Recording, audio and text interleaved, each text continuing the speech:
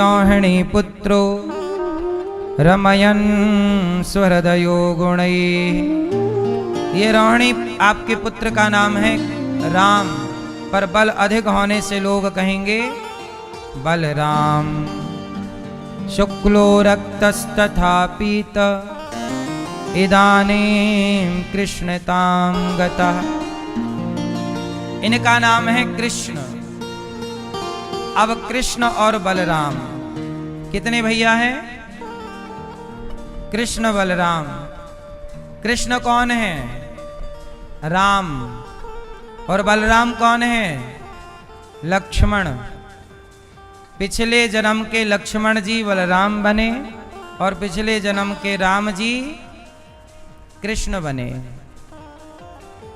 अब भगवान कृष्ण जब बड़े भये तो यशोदा मैया, छोटे छोटे भगवान अब दूध पी रहे हैं मैया का, घुटनों के बल चलने लग गए भगवान, बाल लीला करने लग गए। एक दिन क्या हुआ, आम का सीजन आया तो भगवान श्री कृष्ण आम खा रहे थे। और जब आम खाएं तो आम खाया कैसे जाता है, लीला तो बच्चे को पता ही नहीं आम कैसे खाना है। तो आम था कच्चा, छोटे छोटे दांत गड़ाए आम में, कच्चे आम में, और जैसे ही आम में दांत गड़े तो बहुत खट्टा था वो, और जैसे ही खट्टा आम का रस मुंह में गया तो भगवान का मुंह अलग प्रकार का बना, जैसे खट्टा नहीं हुई खाए तो आंखें बंद हुई और भगवान का मुंह अजीब प्रकार का बना। और मैया बैठी सामने देख रही। अब कन्हैया ने उस आम को फेंक दिया। मैया बोली लाला क्या हुआ? तो भगवान ऐसे कुछ बोलना चाहे तो आज भगवान ने पहली बार यशोदा को मैया कहा। मैया, क्या कहा? मैया। और जैसे ही यशोदा ने सुना कि मेरे लाला ने मुझे मैया कहा, यशोदा मैया प्रसन्न हो गई। आज मेरे कन्हैया ने मुझे मैया कह करके बुलाया। अब यशोदा मैया बहुत प्रसन्न हो गई। मैया कह करके बुलाया है, मैया कह करके बुलाया है।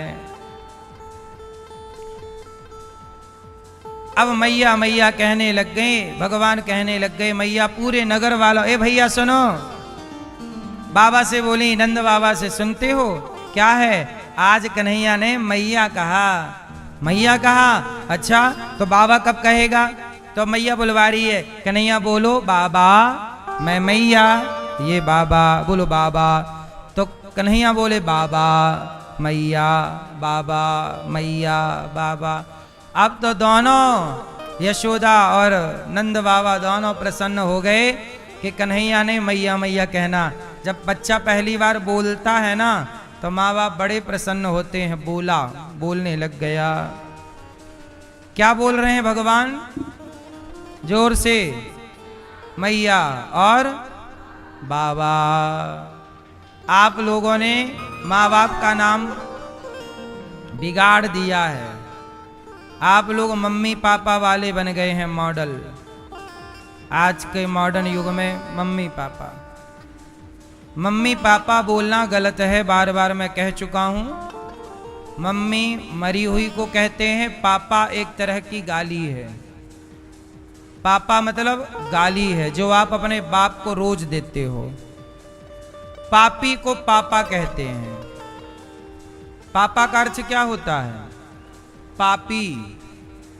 पापा मतलब जोर से, जोर से, जोर से। तो आपका बाप पापी है कि नहीं? तो आप तो रोज कहते हो पापा। पापा का अर्थ पापी है। पापा मतलब पापी ही होता है। तो आप रोज अपने बाप को पापी कहीं का, पापा। पापी, पापा एक तरह की गाली है। सोचिए आप अपने बाप को गाली देते हैं रोज, क्योंकि आप जानते नहीं हैं अर्थ। तब आप खुशी खुशी बोलते हैं पापा, और आप और एडवांस वाले डैड। अरे डैड कहते हैं मरे हुए को, क्या भाषा है भाई। काहे मारे डाल रहे हैं बाप को, यहां पापी कह रहे हैं वहां डैड। क्यों डैड किसको कहते हैं? तो आप लोग क्यों मूर्ख बन रहे हैं और कहते हो कि हम पढ़े लिखे हैं? यदि तुम इसी को पढ़ा लिखा कहते हो तो धिक्कार है ऐसी तुम्हारी पढ़ाई में। शब्दों का अर्थ भी नहीं समझते हो, कुछ भी बोलना है। तो आज से सही पिताजी के लिए सही क्या है? पिताजी। क्या बोलेंगे? सबसे उत्तम पिताजी कहो या बाबूजी कहो या फिर बाबा। भगवान कृष्ण कहते हैं पिता को बाबा। जैसे महाराष्ट्र में कहते हैं ना आई बाबा, आई मतलब माँ, वहाँ मराठी में माँ को आई कहते हैं और पिता को बाबा कहते हैं, आई बाबा। सामान्य रूप से हम लोग कहते हैं त्वमेव माता च पिता, माता पिता, ठीक है। तो मम्मी पापा कितने लोग अपने मस्तिष्क से डिलीट कर देंगे और मम्मी पापा की जगह क्या बोलोगे? मैया या माताजी, पिता, पिताजी, बाबूजी। पिताजी सबसे बेस्ट, बाबूजी कह सकते हैं, पिताजी कह सकते हैं, पर कम से कम पापी तो ना कहो, पापा। क्यों भैया, आप क्या कहते हो अपने पिताजी को? ये बीच वाले आप क्या बैठे बैठे बताओ? पापा, पापी बोलते आए हो, अब क्या बोलोगे? पिताजी। कितने लोग सुधार करेंगे? आप नहीं सुधारोगी? आप क्या बोलती हो पिताजी को? पापा नहीं बोलती हो। और माँ को? दाई, दाई। सही है। कितने लोग सुधार करेंगे? एक बार और दर्शन दो। क्या बोलोगे बेटा? बाबा या पिताजी? और माँ को? मैया। अब भगवान थोड़ा बड़े हुए, गोपियां भगवान की शिकायत कर रही हैं। वत्सान मुंचन क्वचिद समय क्रौंस संजात हासः स्तेयं स्वादवत्यथ दधिपयः कल्पितैस्तेय योगै। आज गोपियां आई वत्सान मुंचन। हे मैया, तेरे कन्हैया ने हमारे छोटे छोटे बछड़ों को खूंटे से खोल दिया, और खोल दिया तो बछड़े गए और सारा दूध पी लिया। अब हम दोहने गई शाम को गैया, तो दूध तो पी चुके बछड़े, अब क्या निकले? मैया, तेरे लाला ने सारे बछड़े खोल दिए। अच्छा ये बताओ, भगवान ने बछड़े क्यों खोले? इसलिए खोले। अच्छा, बछड़े कहां बंधे थे? खूंटे से। तो भगवान ने खोल दिया। क्या मतलब निकला इसका? तात्पर्य ये है कि जगत के खूंटे से हम सब बंधे ही तो हैं। आप बंधे हो कि मुक्त हो? क्यों भाई, आप बंधे हैं कि खुले हैं, मुक्त हैं? क्या है? आप बंधे हैं? आप में से कितने लोग जिम्मेदारियों से बंधे हुए हैं? कितने लोग बंधे हैं जिम्मेदारियों से? किससे बंधे हो? जोर से। कौन कौन बंधा हुआ है? जो बंधे हैं वो हाथ उठाएं। किससे बंधे हो?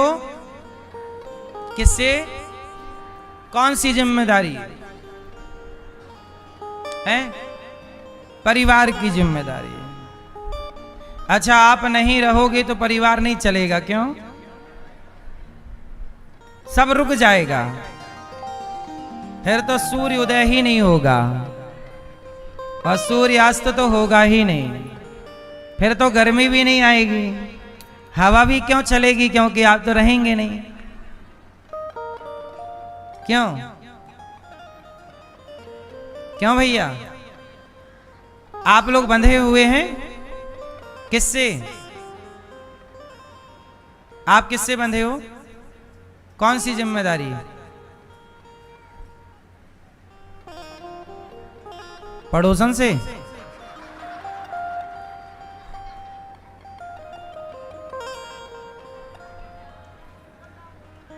सुनो,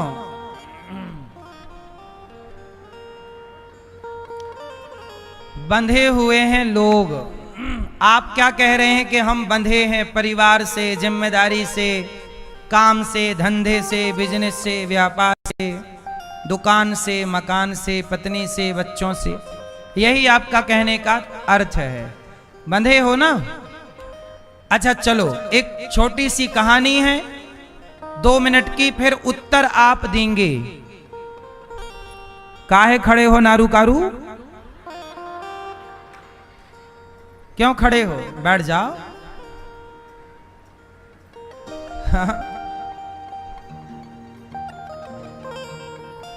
सुनो, एक धोबी था, वो अपने गधे को लेकर के धोबी घाट गया। कहानी सुनना, फिर उत्तर आप देंगे सब लोग। ध्यान से सुनना, सबसे पूछूंगा।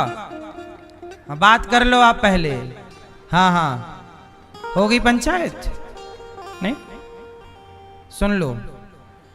एक धोबी था, वो राजा के कपड़े धुलने धोबी घाट गया। सारे कपड़े धोबी ने गधे के ऊपर रखा। गधा चला, धोबी घाट पहुंचा, गधा से कपड़े उतारा। अब गधे को बांधने की धोबी रस्सी भूल गया।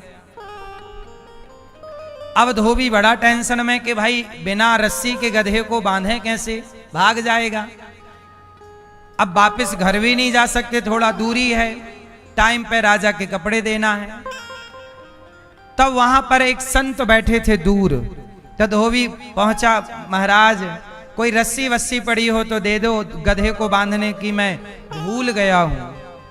तो संत जी ने कहा रस्सी तो नहीं है, पर एक उपाय है, एक उपाय दे सकता हूं। क्या उपाय है? बोले मैं ये उपाय दे रहा हूं कि तुम गधे को जैसे रोज बांधते थे, आज झूठ मूठ का बांध देना।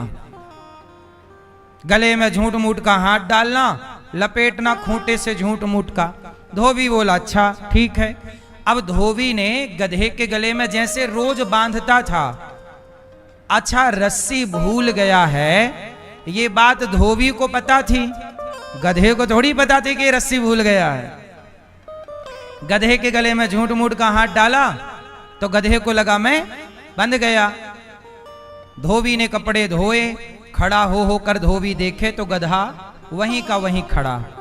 समझ गए कि गधा ने ये समझ रखा है कि मैं बंधा हुआ हूं।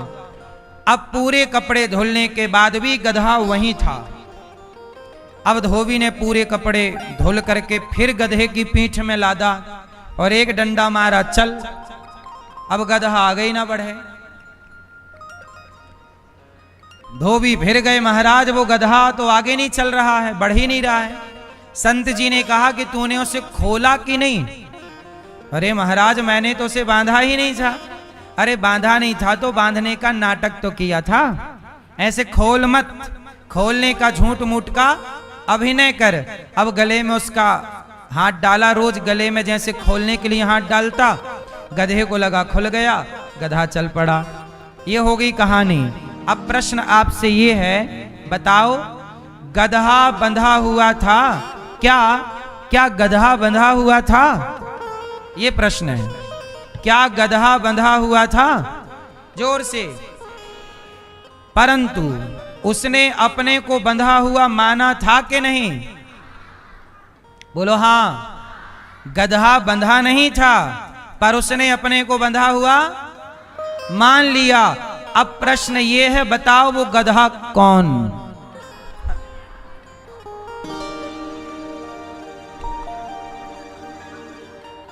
बताओ वो गधा कौन?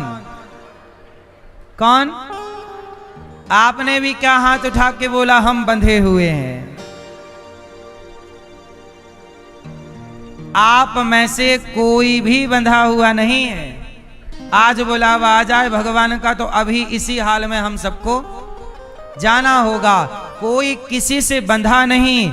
जैसे गधा बंधा तो नहीं था, पर अपने को बंधा हुआ मान रहा था, ऐसे हम में से कोई भी किसी से बंधा हुआ नहीं है, पर सारी जिंदगी हम अपने आप को जगत से बंधा हुआ मानते हैं। और ये बंधा हुआ क्यों मानते हैं? क्योंकि अज्ञान है। क्या है?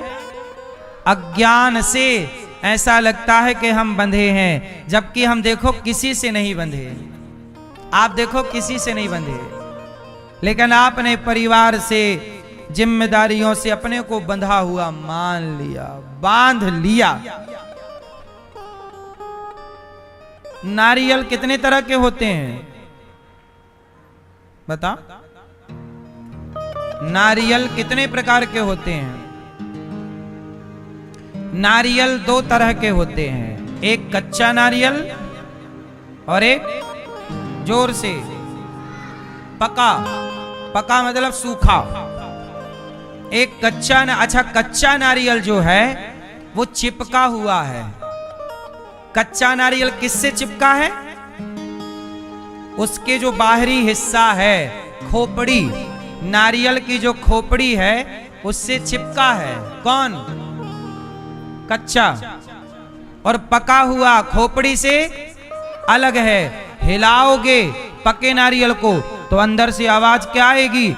मैं अलग हूं, मैं अलग हूं, मैं अलग हूं। गोला क्या बोलता है? मैं अलग हूं, मैं अलग हूं। कच्चा नारियल चिपका है बाहर वाले से, खोपड़ी मतलब बाहर वाली, और पक्का नारियल खोपड़ी से अलग है। ऐसे ही भक्त दो तरह के होते हैं। एक कच्चे भक्त हैं जो चिपके हुए हैं जगत से, जो संसार से चिपके हुए हैं। मेरी पत्नी, मेरा पति, मेरा परिवार, मेरा ये, मेरा वो, ये कच्चा है, चिपका है। कच्चा नारियल चिपका है, पर नारियल पक गया, वो किसी से चिपका नहीं है, अटैच नहीं है, ईश्वर से जुड़ा हुआ है। कच्चा नारियल का एक और दोष है कि कच्चा नारियल तोड़ोगे तो खोपड़ी टूटेगी तो गोला भी टूट जाएगा, जो अंदर का गोला है, क्योंकि वो चिपका था ना। ऐसे आप कच्चे होते हैं तो किसी को कुछ हुआ, पति को कुछ हुआ, पत्नी को कुछ हुआ, परिवार में किसी को, आप क्या वो, अरे मैं तो मर गई, मैं तो मर गया, मैं तो ये हो गया। आप किसी को कुछ हुआ तो आपको लगता है मुझे हो गया, क्योंकि आप चिपके थे। पति मरा तो पत्नी को लगा मैं भी मर गई, पत्नी मरी, पति को लगा मैं भी मर गया। चिपका था ना, तो खोपड़ी टूटी तो गोला भी टूट गया। लेकिन पका हुआ नारियल में जब खोपड़ी टूटती है नारियल की, तो खोपड़ी टूटती है पर गोले का कुछ भी नहीं होता। पका हुआ भक्त वो है कि संसार में जो कुछ हो रहा है उसके होने से पके हुए भक्त को कोई फर्क नहीं पड़ता कि क्या हो रहा। पका हुआ है ना, तो जगत से उसे कोई प्रभाव, तो जगत का प्रभाव यदि पड़ रहा है तो कच्चापन है, और जगत का प्रभाव नहीं पड़ रहा है, पका हुआ भक्त है। तो आप लोग कहते हैं कि हम बंधे हुए हैं, कोई किसी से नहीं बंधा। मेरी माँ, मान लिया है सबने हम बंधे हुए हैं। इसलिए संसार में रहो, पर किसी से चिपक करके नहीं, अटैच नहीं। इतना लगाव नहीं कि अब तुम्हारे बिना हम कैसे रहेंगे। अच्छा सुनो, दत्तात्रेय जी ने 24 गुरु बनाए, उनमें से एक गुरु एक पक्षी को बनाया। एक कथा है भागवत जी में, छोटी सी है, सुनो। एक जंगल था, उस जंगल में एक चिड़िया और चिड़िया का चिड़ा, मतलब चिड़िया का पति, दोनों रहा करते थे। चिड़िया और चिड़िया का चिड़ा, दोनों पति पत्नी थे, एक ही घोंसले में रहते, दोनों बहुत खुश थे। जंगल में हरियाली थी, अच्छी छाया थी, दाना चुगने को अच्छा मिलता था, वहाँ पानी भी थी, नदी भी बहती थी, खूब पानी चिड़िया पिए और दाना चुगे और अपने पति के साथ घोंसले में खुशी खुशी रहें। एक दिन क्या हुआ कि उस जंगल में दोनों पति पत्नी खुशी से थे, चिड़िया और चिड़ा, कि तभी एक बहेलिया आ गया। और जब बहेलिया आया तो बहेली ने देखा कि यहाँ पर एक पक्षी है, जाल बिछाया और जाल में चिड़िया फंस गई। कौन फंसा? चिड़िया। और जब चिड़िया फंसी तो बहेलिया जो था वो चिड़िया को फंसाकर ले जाने लगा। और जब ले जाने लगा तो चिड़िया के जाते ही जो उसका चिड़ा था, मतलब उसका पति था, वो व्याकुल हो गया, वो परेशान हो गया। बहेलिया से मिन्नतें कर रहे, भैया हमारी पत्नी को छोड़ दो, हमारी पत्नी को मत ले जाओ, हम इसके बिना जी ना पाएंगे, हम इसके बिना रह ना पाएंगे। जब चिड़िया का वो पति चिड़ा बहेलिये से मिन्नतें करने लगा, प्रार्थना करने लगा, पर बहेलिया तो निर्दयी, उसे कहाँ दया आने वाली, उसने कहा हम नहीं छोड़ेंगे। तो अंत में उस चिड़ा ने कहा कि अच्छा ऐसा है कि आप मेरी पत्नी को ले जा रहे हो तो फिर मुझे भी ले जाओ। और वह भी उस जाल में कूद गया और वह भी उस जाल में फंस गया। दत्तात्रेय जी ने गुरु बनाया और सीख पाई कि फंसी तो चिड़िया थी, पर चिड़ा भी जान करके फंस गया। ये क्यों? अब आप लोग उत्तर दीजिए कि चिड़ा क्यों फंसा? उत्तर दो जोर से। क्यों फंसा? पत्नी के मोह में। जबकि चिड़ा को यह ज्ञान होना चाहिए कि आज इसकी मृत्यु आई है, कल हमारी भी आएगी, तो जब तक जीवन बचा है अब जगत का मोह छोड़ता और बची हुई मरना तो था ही, तो बची हुई सांसें परमात्मा को अर्पण कर देता, पर पत्नी के मोह में वो भी मर गया। तो पत्नी के मोह में मरने से वही चिड़ा अगले जन्म में चिड़िया बन के पैदा हो गया, क्योंकि चिड़िया के लिए मरा तो वो नर से मादा हो गया। और यही पुनरपि जननम पुनरपि मरणम का चक्र है, जन्म मृत्यु जन्म मृत्यु। आपका मन स्त्री में लग जाता है तो आप स्त्री बन जाते हैं, स्त्री का मन पुरुष में लग जाता है तो स्त्री पुरुष बन जाती। यही गोल गोल हम सब यहीं यहीं घूम रहे हैं। जबकि सच्चाई क्या थी कि आज इसकी मृत्यु है, कल हमारी भी तो आ रही है, हाँ या ना? तो तू आगे आगे चल, हम भी आ रहे हैं। जो सांसें बची हैं भगवान का स्मरण कर लें, अच्छे काम कर लें। तो जीव दुखी क्यों है? अज्ञानवश। मोह, इसलिए कहता हूं कि जगत का मोह इतना मत रखिएगा कि वो मरे तो आपको लगे हम मर गए। इसलिए जब कोई मरा करे तो आप लोग रोया करिए, पर उतना जितना ठीक है। एक दिन ठीक है, थोड़ा सा ठीक है, रोते ही ना रहो, क्योंकि रोते ही रहने से यदि कोई फायदा है तो जरूर रोना चाहिए। पर रोते रहने से कोई लाभ तो किसी को हुआ नहीं। इसलिए वो चले गए, अब अपना नंबर है, तो अपन क्या करें? बचा हुआ समय भगवान के चिंतन में, उसके चिंतन में नहीं, व्यक्ति का चिंतन ना हो, भगवान का चिंतन हो। गर्गाचार्य जी आए, नामकरण किए भगवान की बाल लीला। गोपियां कहती हैं मैया तुम्हारे लाला ने खूंटे से खोल दिया, तो हम जगत के खूंटे से बंधे हैं, हमें कोई मुक्त कर सकता है तो केवल भगवान। अच्छा एक बात बताओ, वो कौन है? वो कौन है जो सुबह से चला, दिन भर चला, पर पहुंचा कहीं नहीं? ये भैया बताएंगे हमारे बीच वाले। वो कौन है जो दिन भर चला पर पहुंचा कहीं नहीं? ये भैया नहीं, भैया बताओ। नहीं, बगल वाले भैया, नीचे वाले नहीं बताओगे? गुस्सा हो? नहीं, भैया बताओ आप दोनों, वो कौन है?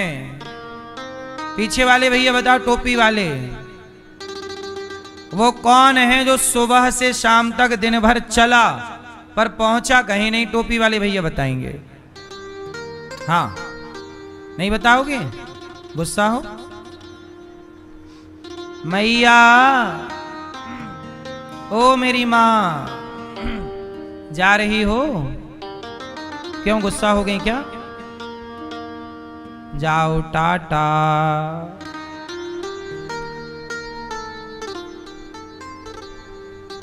सुनो, सुबह से चला शाम तक पहुंचा कहीं नहीं। बताओ कौन था?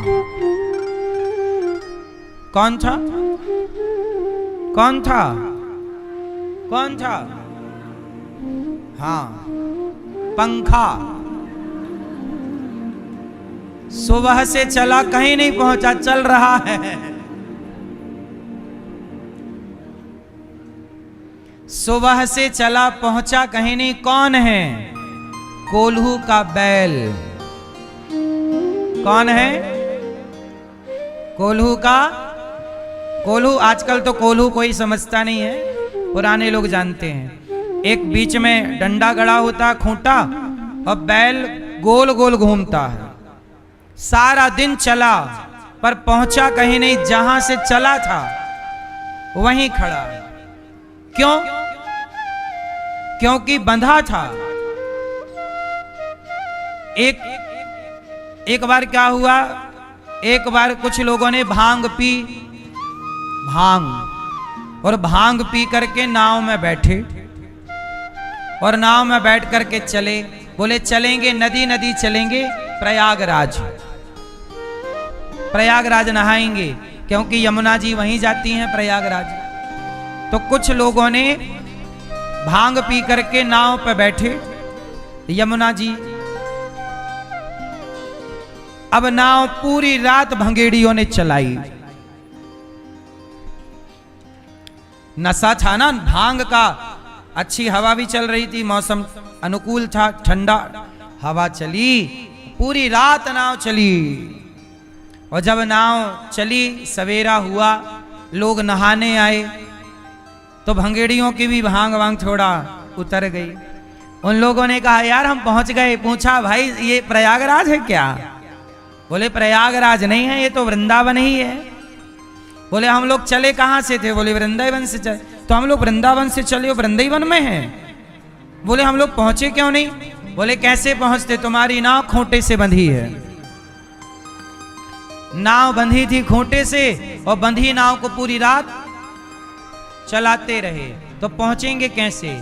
तो जो खूंटे से बंधा है वो कितना भी हाथ पांव चलाए पहुंचेगा कहीं नहीं। इसलिए कहता हूं सबसे पहले अपने मन को संसार के खूंटे से हटाओ, पत्नी से, पुत्र से, परिवार के खूंटे से खोलो, और अपने मन को भगवान में लगाकर आगे बढ़ो, तब ना लक्ष्य मिलेगा। अब तुम वृंदावन आए, पर तुम्हारा मन घर पे ही रखा है, तो यहां आके भी तो तुम घर पे ही हो। इसलिए अपने मन को खोलो, खूंटे से खोलो नाव को तब ना मंजिल मिलेगी।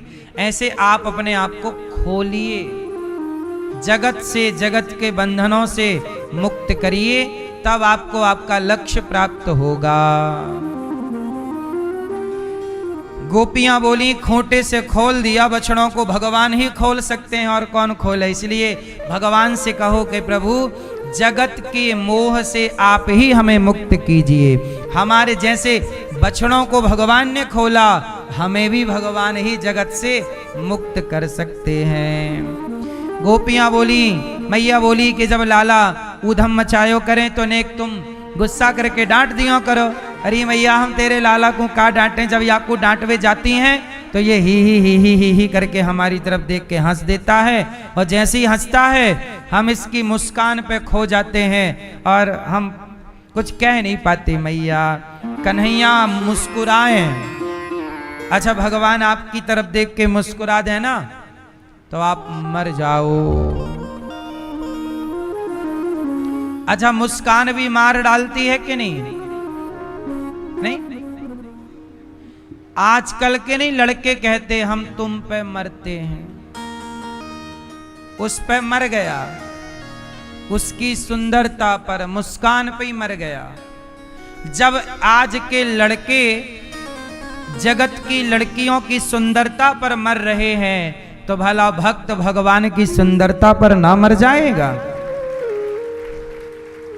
जब लड़की इतनी सुंदर है, लड़के इतने सुंदर हैं, पशु इतने सुंदर हैं, पक्षी इतने सुंदर हैं, प्रकृति इतनी सुंदर है, तो इन सबको बनाने वाले भगवान कितने सुंदर होंगे, और उनकी सुंदरता पर भला भक्त कैसे ना मरे। इसलिए कहता हूं इस संसार को बनाने वाले भगवान बहुत सुंदर हैं, इसलिए जगत की सुंदरता पे मरा ना करो। संसार इतना सुंदर नहीं है जितना आपको लग रहा है। अच्छा एक बात बताएं, आप क्या चाहते हैं? क्यों मैया आप क्या चाहती हो?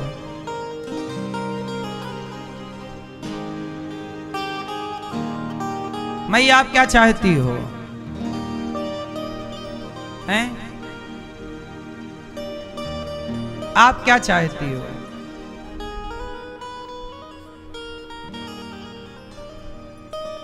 मैया भैया आप क्या चाहते हो? आप बताओ क्या चाहते हो और किसे चाहते हो? आप जिसे भी चाहते हैं चाहिए, पर मुझे बताइए कि उनको चाहने से फायदा क्या है। इसलिए कहता हूं यदि आपको चाहिए तो जगत क्यों चाहिए, जगन्नाथ चाहिए ना तो सब कल्याण हो जाएगा।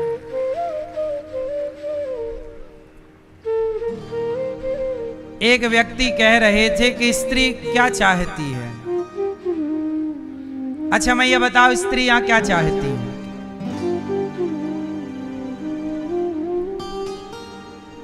आप बुरा ना मानो तो एक कहानी सुनाऊं, सुनो। स्त्री क्या चाहती है, एक कहानी मैंने सुनी, मुझे लगा आपको सुना दूं। पता नहीं सही है कि गलत है, ये मैं नहीं जानता। एक स्त्री, एक राजा ने एक मंत्री से पूछा कि बताओ स्त्री क्या चाहती है, बताओ। उसने कहा महाराज मैं थोड़ा टाइम लूंगा। भाई ये प्रश्न इतना आसान नहीं है कि इसका अभी अभी मैं उत्तर दे दूं। अब वो आदमी बड़े बड़े विद्वानों से पूछा कि भाई स्त्री क्या चाहती है। भाई स्त्री क्या चाहती है किसी को नहीं पता है ना। अब देखो क्या चाहती है। एक स्त्री ने अपने पति को ड्रम में पैक कर दिया घोचूलाल के चक्कर में। अब वो क्या चाहती है किसी को नहीं पता। अपने वाले को ड्रम में पैक कर दिया, एक और ने अपने वाले को ऊपर खाई से फेंक दिया। तो क्या चाहती है किसी को नहीं पता, कब क्या चाहने लग जाए। एक स्त्री अपनी बेटी के लिए लड़का ढूंढ के लाई, और लड़का बेटी को बाद में पसंद आए, खुद को पसंद करके भाग गई उसके साथ। मतलब सास भाग गई दामाद के साथ। क्या चाहती है पता नहीं। तो राजा ने सवाल किया कि स्त्री क्या चाहती है। तो उसने कहा मैं बताऊंगा, समय लगेगा। अब वो खोजता खोजता बड़े बड़े विद्वानों के पास गया कि भाई स्त्री क्या चाहती है। एक जंगल में गया तो वहां एक चुड़ैल रहती थी। कौन? चुड़ैल। वो चुड़ैल बड़ी सुंदर बन के आई उसके पास, और सुंदर बन के आई और सुंदरी बन के आई। बोली कौन हो तुम? बोले मैं एक प्रश्न का उत्तर लेने आया हूं। राजा ने पूछा है स्त्री क्या चाहती है? तुम तो स्त्री हो, बताओ तुम क्या चाहती हो? उस लड़की ने कहा कि मैं तुमसे विवाह कर लूंगी, पर मेरी एक शर्त है। मैं तुम्हारे प्रश्न का उत्तर बाद में दूंगी कि स्त्री क्या चाहती है, परंतु पहले मेरी बात सुनो। मैं यहां चुड़ैल हूं, चुड़ैल। अब तो वो डर गया, चुड़ैल। लेकिन मैं सुनो, मतलब मैं ब्रांडेड चुड़ैल हूं, चाइना मॉडल नहीं, मैं चुड़ैल ही बनी रहती हूं, ऐसा नहीं। मैं थोड़ा ब्रांडेड चुड़ैल हूं, मैं सुंदरी भी बन जाती हूं। देखो मैं तुम्हारे सामने आई हूं सुंदरी बनकर, मैं ऐसी सुंदरी भी हूं। तो ऐसा करो कि मैं तुमसे विवाह कर लूंगी। अच्छा कर लो, कर लो, पर ये बताओ मैं तुम्हारे संग तुम्हारी पत्नी बनकर रहूंगी, पर एक टाइम मुझे चुड़ैल बनना ही पड़ेगा दिन भर में। या तो मैं दिन को चुड़ैल बनूं कि रात को चुड़ैल बनूं। तो अब तुम बताओ कि तुम मुझे दिन में चुड़ैल के रूप में देखना चाहते हो कि रात को चुड़ैल के रूप में? क्योंकि एक टाइम में आपकी सुंदरी पत्नी बनूंगी और शाम को, मतलब अब तुम कंफर्म कर दो कि मैं रात को चुड़ैल बनूं कि दिन को, क्योंकि एक टाइम में सुंदरी रहूंगी और एक टाइम मुझे चुड़ैल बनना ही पड़ेगा क्योंकि मैं चुड़ैल हूं। उस आदमी ने कहा ऐसा है कि जो तुम्हारा मन हो, जब तुम्हें चुड़ैल बनना है, जब तुम्हें स्त्री बनना है, सुंदरी, जो तुम्हें मन आए तुम बन जाया करो। वो तो बड़ी खुश हुई कि वाह, बोले मिल गया तुम्हारे प्रश्न का उत्तर। बोले इसमें क्या उत्तर था? बोले स्त्री क्या चाहती है? बोले स्त्री यही चाहती है कि जो हम करें हमारे मन का करने दो, हम यही चाहती हैं। हम जब चाहें चुड़ैल बन जाएं और हम जब चाहें सुंदरी बन जाएं। हमें ये दबाव ना दो कि तुम इस टाइम सुंदरी बन जाओ और इस टाइम, दबाव नहीं, स्वतंत्रता। तो ऐसी ये विनोद की कथा है, सामान्य सी कथा है, परंतु आप क्या चाहते हैं? मैं कहता हूं कि आप देखो, बहुत ठंडे दिमाग से सोचिए कि आप क्या चाहते हैं। आप सारी जिंदगी जी, अच्छा भैया आप बता सकते हो आप क्या चाहते हैं जीवन में, क्या चाहते हैं? नहीं ना? सारी जिंदगी जीने के बाद पूछा जाए कि भाई साहब आप चाहते क्या हो, कोई ना बता पाएगा। बेटा होने के बाद, पत्नी होने के बाद, पति होने के बाद, धन होने के बाद भी लोग कुछ चाहते हैं, पर यही समझ में नहीं आता कि ये चाहता क्या है। अब गांव के बूढ़े बूढ़े लोग भी, जबकि बेटा बेटा बड़े बड़े हो गए, बेटी बड़ी हो गई, बेटी बेटों के भी बच्चे हो गए, फिर भी बूढ़ा परेशान है। सवाल करो चाहते क्या हो?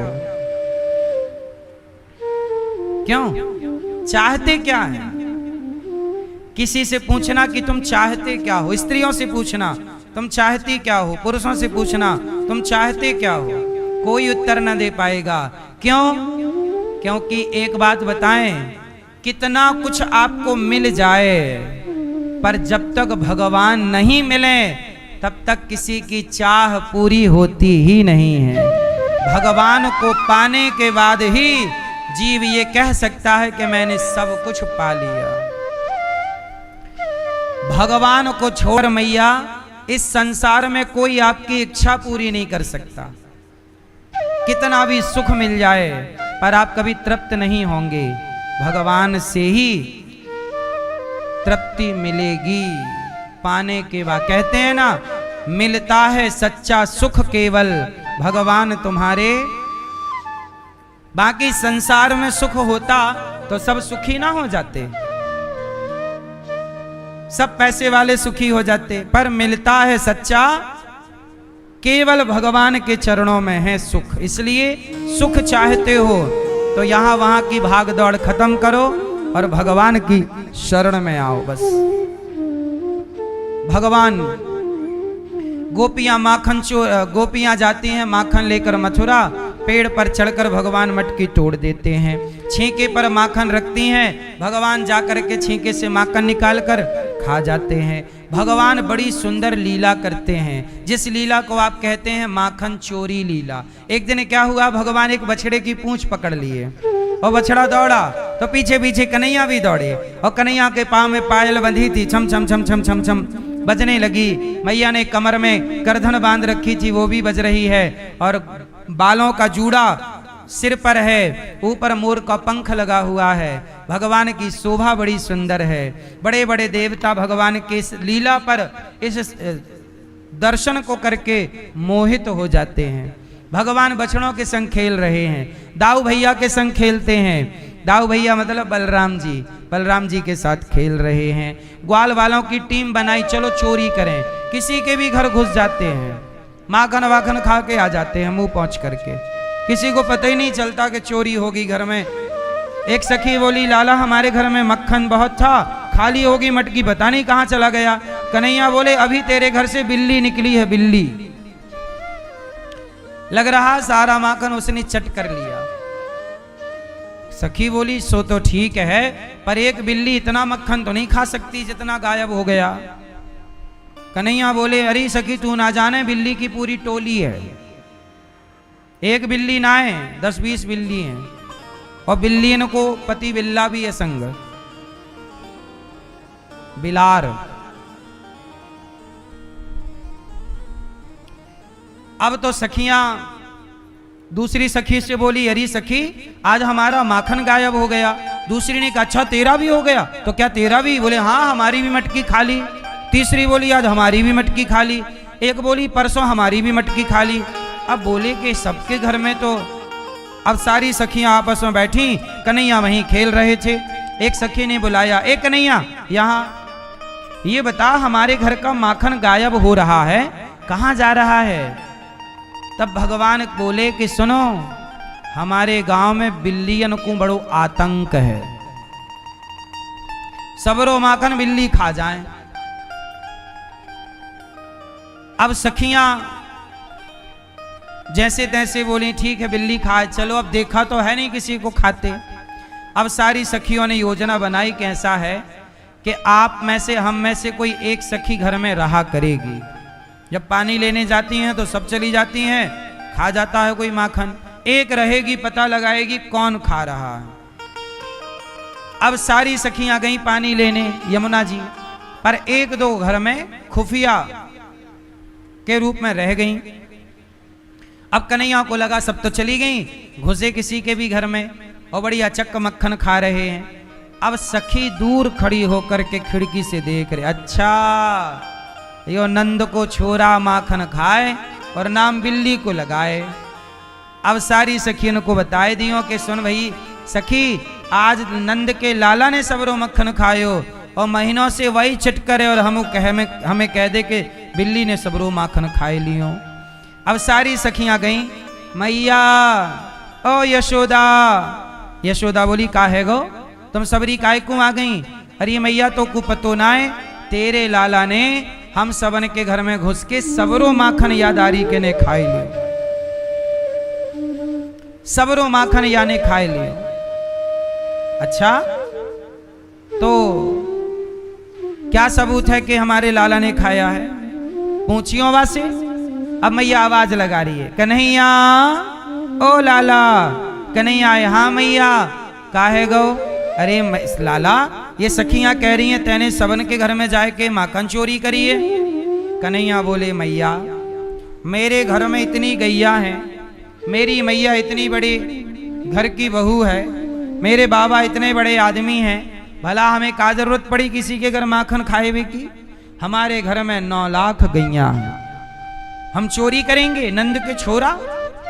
मैया ये सारी सखियां एक नंबर की झूठी हैं।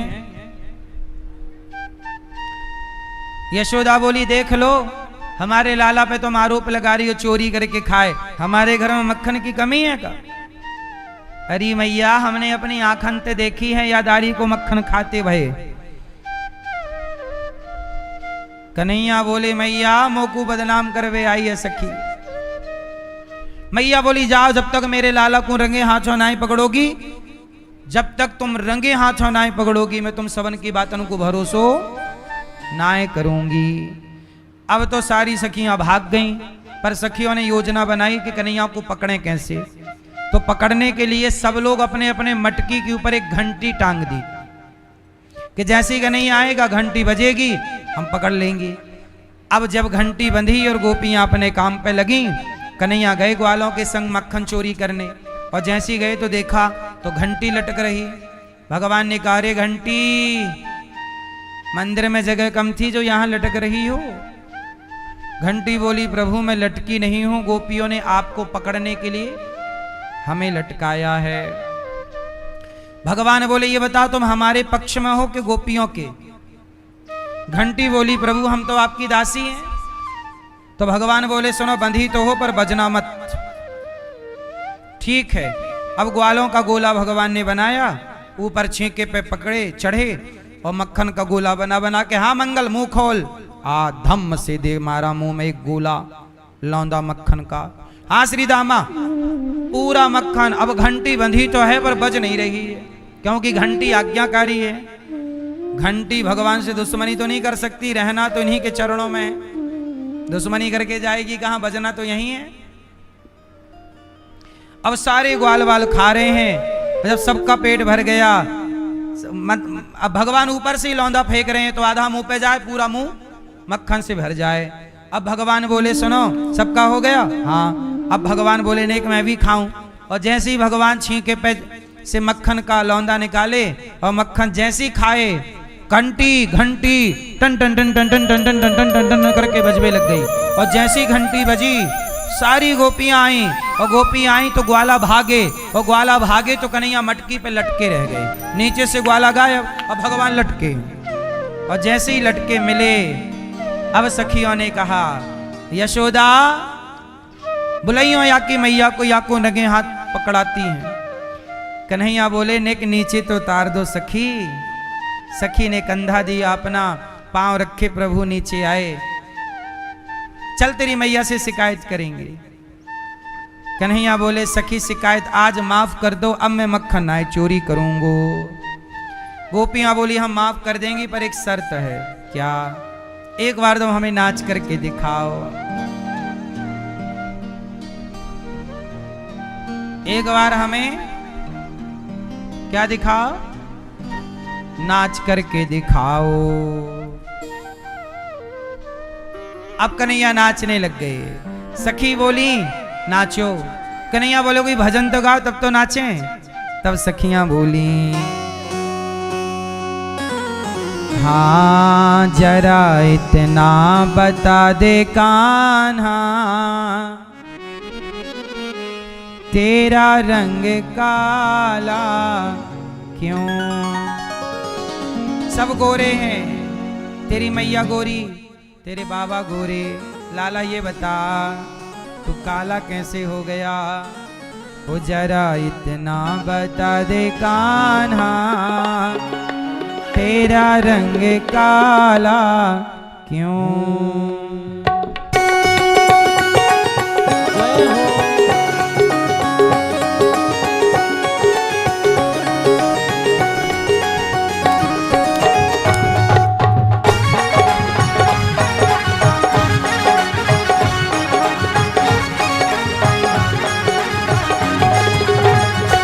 जरा इतना बता दे कान्हा, जरा इतना बता दे कान्हा,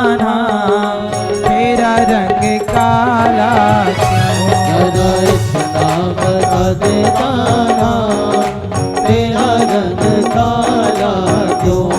अरे काला हो कर भी जग से निराला क्यों?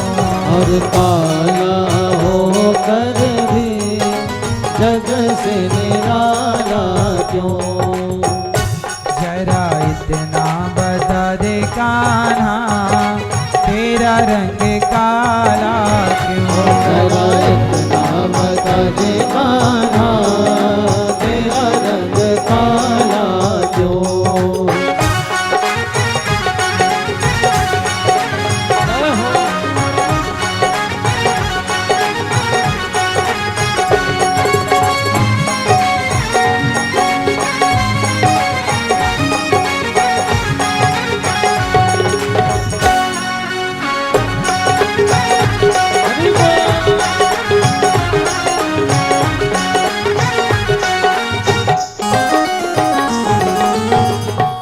मैंने काली रात में जन्म लिया, मैंने काली रात में जन्म लिया।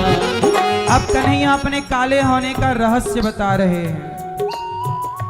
मैंने काली रात में जन्म लिया, मैंने काली रात में जन्म लिया। और काली गाय का दूध पिया, और काली गाय का दूध पिया। मेरी कमल भी काली है, मेरी कमली भी काली है, इसलिए काला मेरी कमली भी काली है, इसलिए काला हूँ। जरा इतना बता दे कान्हा तेरा रंग काला क्यों? जरा इतना बता दे कान्हा तेरा रंग काला क्यों?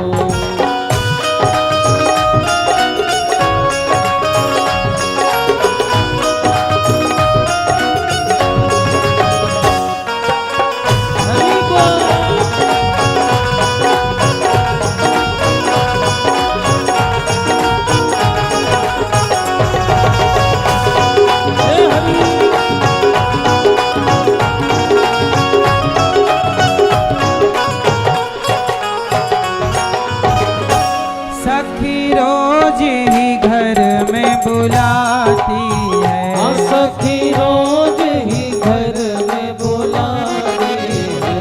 और माखन मुझे खिलाती है, और माखन मुझे खिलाती है। सखियों का दिल काला, कन्हैया कह रहे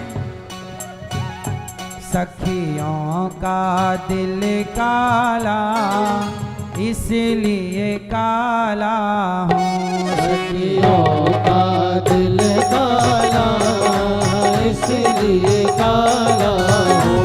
जरा इतना बता दे कान्हा तेरा रंग काला क्यों?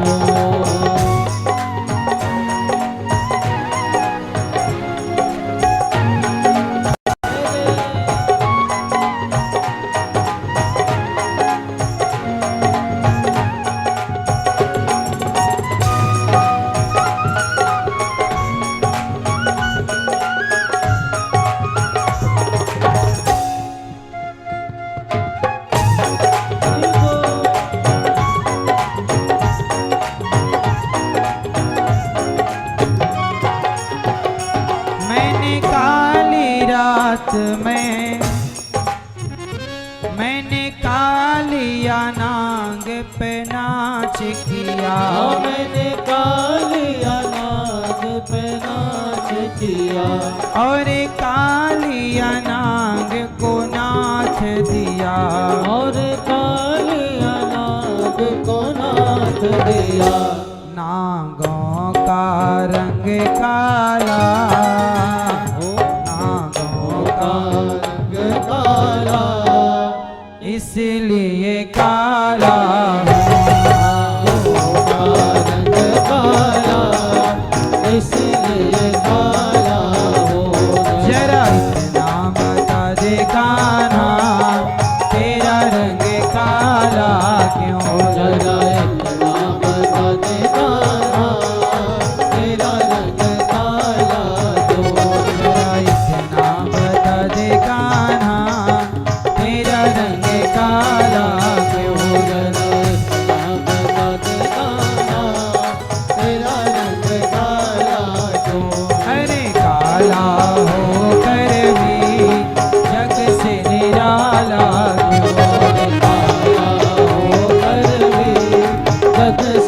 निराला जो अजी काला होकर भी जग से निराला जो और काला होकर भी जग से निराला जो तेरा इतना बता दिखाना तेरा रंग काला क्यों जरा तेरा रंग काला क्यों तेरा रंग काला क्यों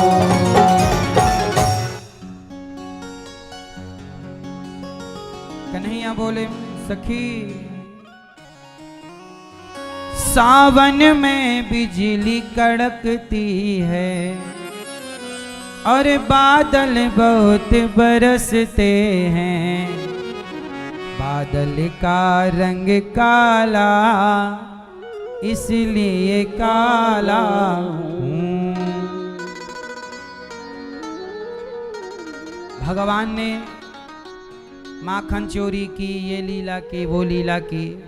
मैया ये सब भगवान की आनंद देने वाली लीलाएं हैं। भगवान ना तो चोरी करते हैं माखन की, भगवान चित्त चोर हैं। ये केवल चोरी एक लीला है। जैसे छोटा बच्चा, भगवान क्या बनकर आए हैं? मनुष्य। और मनुष्य का स्वभाव है, छोटा बच्चा कुछ भी खाने की चीज हो सही से मिल जाए तो ठीक है, वरना चोरी से खा जाता, स्वभाव है उसका। तो ये भगवान की लीला है। एक दिन क्या हुआ, भगवान ने मिट्टी खाई। मैया ने कहा लाला तने माटी खाई है, चल मुंह खोल। बलराम जी ने शिकायत कर दी, मैया कन्हैया ने माटी खाई। मैया ने मुंह खुलवाया और कन्हैया ने जब मुंह खोला तो जरा से मुख में पूरा ब्रह्मांड, पूरा संसार भगवान कितने से मुख में मैया ने दर्शन किया। मैया ने देखा। अब मैया घबराए कि मेरो लाला भगवान है कि कौन है।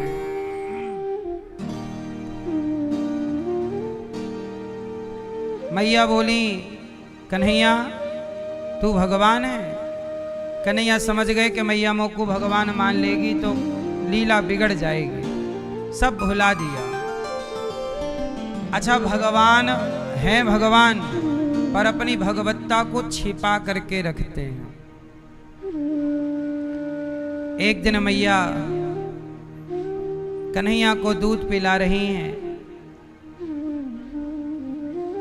तभी परीक्षित जी ने सवाल किया कि गुरुदेव ये मैया यशोदा भगवान को दूध पिला रही हैं, जो सबके पालनहार हैं, सबका पेट भरने वाले हैं, उन भगवान का पेट मैया यशोदा भर रही हैं। आखिर कोई तो पुण्य मैया यशोदा ने किया ही होगा। बताइए माँ यशोदा ने कौन सा पुण्य किया है? तब कहा कि मैया यशोदा ने संतों की, देखो यशोदा मैया ने कौन सा पुण्य किया कि कृष्ण जैसा पुत्र मिला। भाई बिना पुण्य के तो कुछ नहीं मिलता। तो यशोदा जी पिछले जन्म में धरा नाम की स्त्री थी, जिन्होंने संतों की सेवा की और सेवा के कारण इन्हें भगवान पुत्र के रूप में मिले। इसका मतलब ये है कि सेवा करने से भगवान मिल जाते हैं।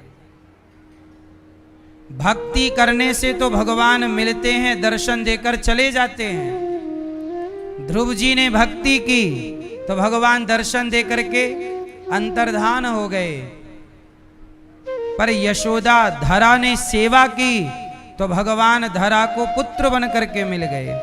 इसलिए मेरी माँ, भक्ति से मिलेंगे भगवान तो जरा सी देर के लिए मिलेंगे, पर सेवा से मिलेंगे भगवान तो सदा सदा के लिए मिलेंगे।